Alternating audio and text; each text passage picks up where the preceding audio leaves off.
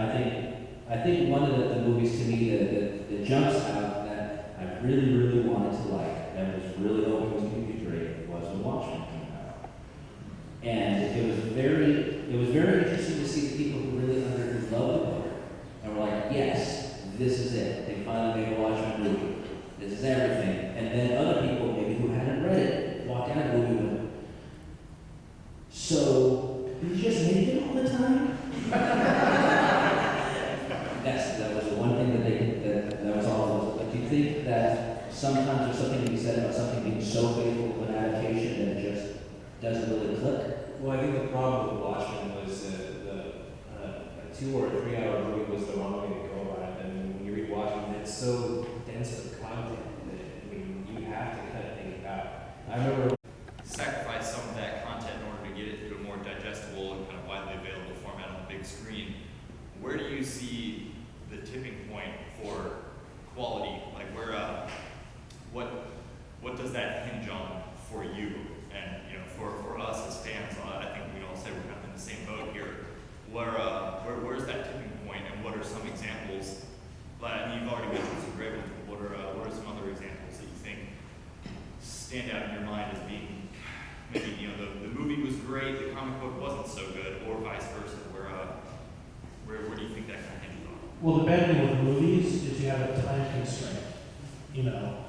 Unless, for example, Lord of the Rings, in my opinion, I think it should be the highest budget possible, but a 12-hour miniseries. You know what I mean?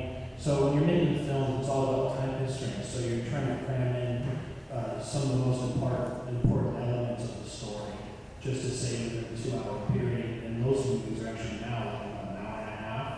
So, like for example, Avengers 2, The Age of Ultron, coming out.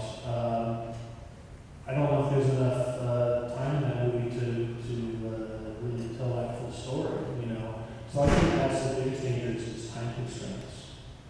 That's why most people enjoy books more a lot of the time.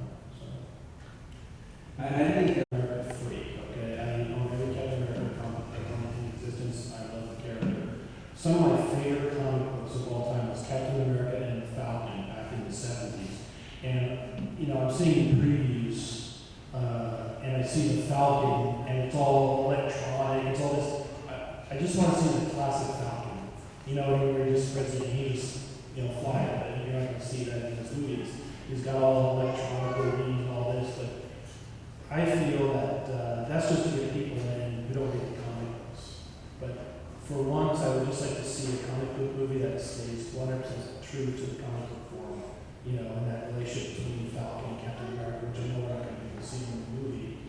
I'd like to see more of that. I firmly believe, and I say this all the time, that the right filmmaker can make a 100% faithful adaptation of X-Men with everyone in the proper costumes.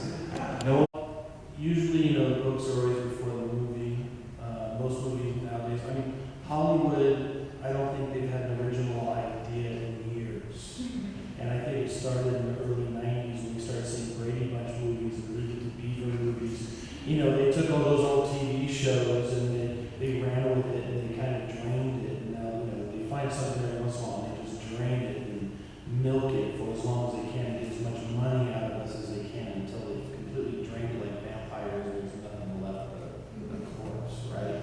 So, books, play an important part, but before any movie is made, before any shots are made, before anybody is cast, before a director is even hired, there's a writer who's writing the script. And everything starts from pen to paper. Everything. Books, movies, television shows, everything is pen to paper. And that's where it all starts. So you'll never be able to eliminate drugs. They'll just switch to, like I said, like music. You press a button, you download it, you read it, and nowadays you can get most of them for 99 cents. Oh look, 99 cents. I'll give it a shot. I don't like it. It's only 99 cents. So it's becoming disposable consumerism. Yeah. So.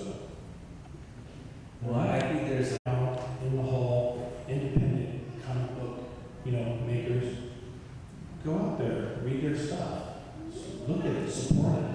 Read it. Everything starts locally.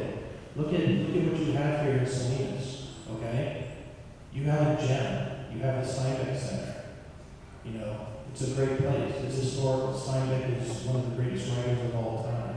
You have a rich history here. Embrace it. Be proud of it. Support it.